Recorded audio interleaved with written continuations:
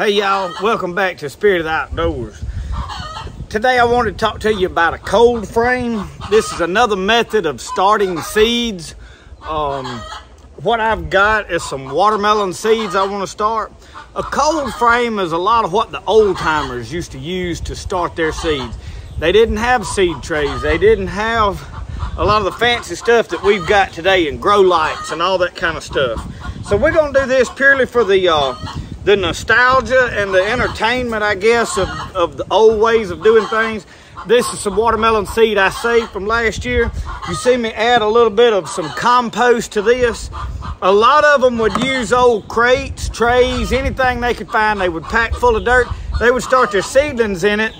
And then when they got ready to transplant them, they would literally reach in with their fingers or something and pull those seedlings out in a little clump of dirt and lay them on wet newspaper or whatever else. And that's the way they started seeds. And you had to wait till the weather was kind of inclement. Well, a cold frame is a box with a clear plastic lid of some description, basically. Some of them use beds and just laid plastic over the top of them. There's a lot of different methods of doing it. It don't have to be anything precise. It's basically use what you got. Well, these old freezers work good for me. I happen to have a piece out of an old windshield that I can partially cover this, and then I've got some boards that I'll lay over this right here and cover this back half. I thought about going ahead and framing out of some boards a piece to set up here and put some plastic cloth in there. I can drape plastic over this and prop stuff against it. Any makeshift will work. You want to clean this and it lets sunlight in there, but all it does is trap the moisture in there. You're creating a greenhouse effect. So let's get started. I'm not even sure what kind of watermelons these are at this point. I'm going to poke them in there, and I'm putting them, I don't know, 3 inches, 4 inches apart right here.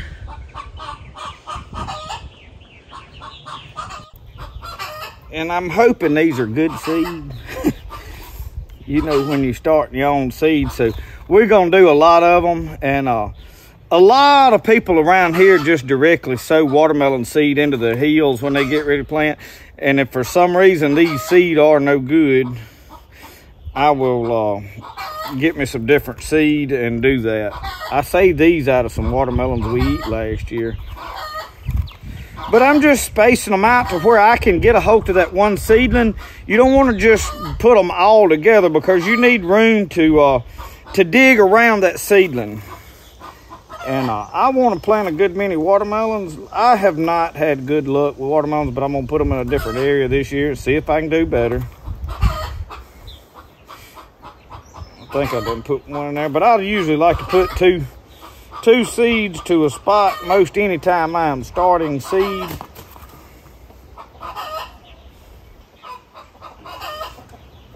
And we will water this all in good. And what I like to do sometimes is leave a crack in this thing so that water, or lay it to where when it rains on this, that the water can drip off in it. So that is one benefit of having. And y'all see I'm not doing any of this precise. I'm intentionally not doing that because, I mean, you just want the seeds in here. This whole thing is going to be watermelons. I've got 2 of these right here to do this in. The big key, I did punch some drain holes in the bottom of these freezers. You don't want it holding water. Now, that other one over there held water this winter. I think it just the drain got stopped up. And I have got a good bit of seed here. I'm probably going to put all of it in here. I may get over here on this other end. And I don't know, just kind of scatter it all in there and see what happens, because I don't need to keep saving more and more and more. If they either good or they're not. So we got them heavy down here in this end. And I'm going to just poke them all down in there good. And see how I've harrowed basically with my hand over this. All right.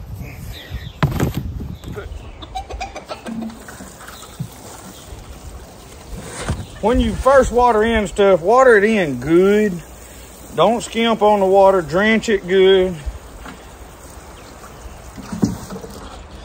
So put that right over in there. I'm gonna take that, put that like that. Now, what kind of Tootie Frog have we got here? I have got some of these greenhouse things.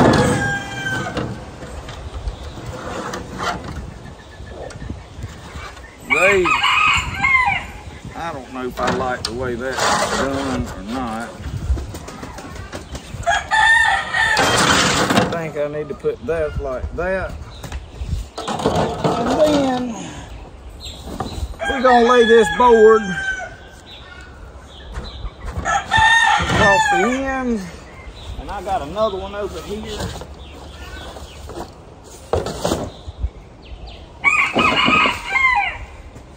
Well, I tell you what, I got a block I can lay on this end. Look at him, Mr. Tootie Frog. I don't know if y'all see this frog.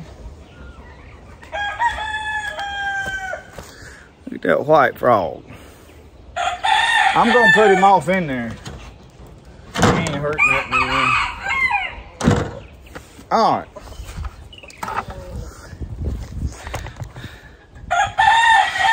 So y'all, that is my cold frame basically. It's basically gonna be like a greenhouse, and it'll catch plenty of sunlight. Me blocking a little of that off probably will help because it won't just burn up. It's getting hot some up in the day here. You can see right here I have another one, and I can make plastic whatever and lay over the top if I want to start something in it.